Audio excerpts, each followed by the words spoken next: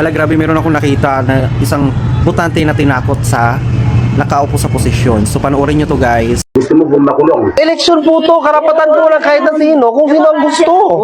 Kita ka naman kagabi daw. Alam nila, hinakampi ka sa rider. CBCI ka talaga. Umalis na rito, utos ni Mayor. Mga narinig sila na ayaw nilang mangyari. Dati sa threat. Sila ang nakapader. Sila ang Mayor, hindi mo alam ang ilalim nila. Mag-iingat ka lang.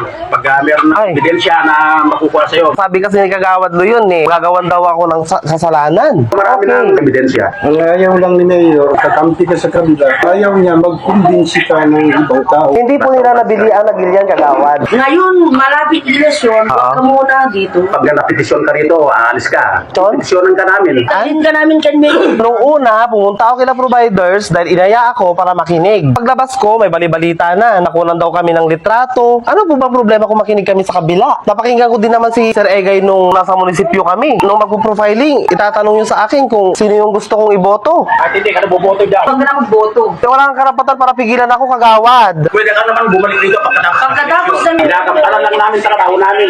So dapat ito yung inimbestigahan. Kasi di ba, parang wala nang karapatan ng isang botante na magbotos. Ano ba? Wala nang Diyos ko, kumilik galaw-gala.